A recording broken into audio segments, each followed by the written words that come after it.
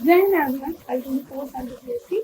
तो हमारी जो 3 मार्क की सीरीज थी उसको आगे बढ़ाते हुए वापस से हम लोग डिस्कशन पर आएंगे। और हमारा जो पहला क्वेश्चन है आज का वो बात कर रहा है सूर्यास्त कानून। ये जो सूर्यास्त कानून था ये आखिर क्या था? एक 3 मार्क का बेसिक था। सबसे पहली बात, कौन लाया इसको? तो ये लेकर के आए लॉर्ड कॉर्नवालिस, और ईयर क्या था? 1794। कारण क्या था? लगान की राशि तय दिन के सूर्यास्त तक जमा करना, और अगर ऐसे नहीं किया गया तो जमा ना करने पर जो जागीरदार की जो वो होगी उसकी क्या कर दी जाएगी? नीलामी कर। ठीक है, जागीर नीलामी करना।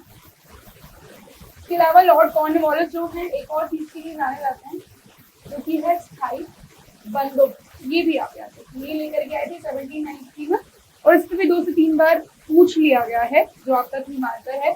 स्थायी बंदोबस्त अगेन लॉर्ड कॉर्नवालिस 1793 में। ये क्या था? तो जो जमींदार होते थे वो टैक्स कलेक्ट करते थे, जिसका 90% वो कंपनी को देते थे, 10% अपने खुद के पास रखते थे। चलिए अगले क्वेश्चन की तरफ पढ़ेंगे। इस्तेमरारी बंदोबस्त ये क्या था? इसी को क्या कहा जाता है? स्थायी बंदोबस्त भी कहा जाता है या जागीरदारी बंदोबस्त भी कहा जाता है। अगर मैं बोलूं कि इसको तैयार किसने किया था, तो इसको तैयार किया गया था सर जॉन शोर के द्वारा। किसके द्वारा? सर जॉन शोर के द्वारा।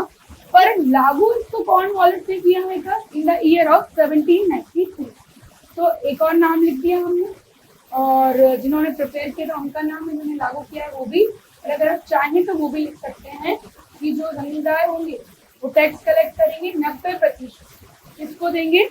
कंपनी को देंगे, और 10% अपने पास रखेंगे। ठीक है, चलिए अगला देख लेते हैं। सेंट थोमे का युद्ध। अब ये कौन सा युद्ध?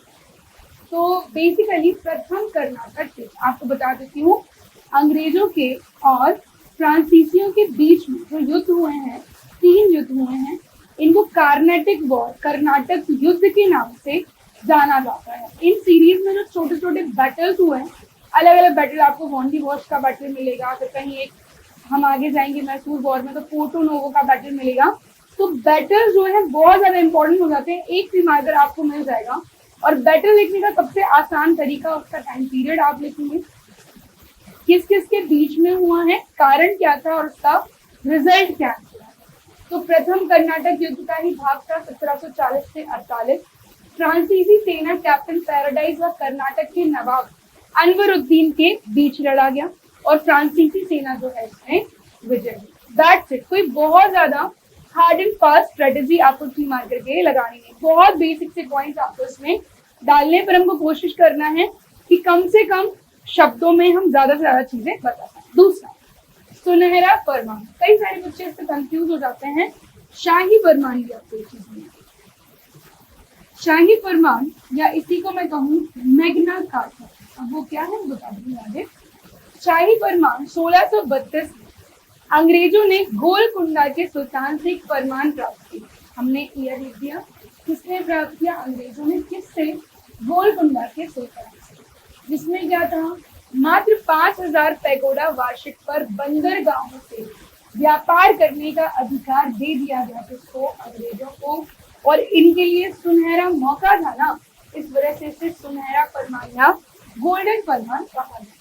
एक टर्म होती है मैग्ना कार्टा, ये बहुत जगह मिलेगी। जब हम फंडामेंटल राइट्स पढ़ते हैं तो उनको कहा जाता है Magna carta of Indian constitution. जब आप एजुकेशन से रिलेटेड गुड्स डिस्पैच पढ़ते हैं तो वहां कहा जाता है उसको Magna carta of Indian education. वैसे ही मैग्ना कार्टा ऑफ कंपनी इसको बोला गया है।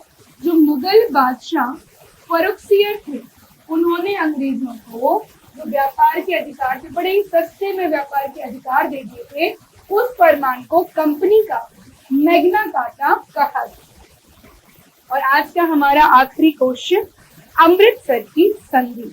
तो जैसा युद्ध होगा, जैसे हमने युद्ध में पॉइंट्स लिखे हैं, वैसी संधियां जो हैं उनमें आपको पॉइंट लिखना है, कब हुई, किसके बीच हुई, और क्या इसके क्लॉजेस थे।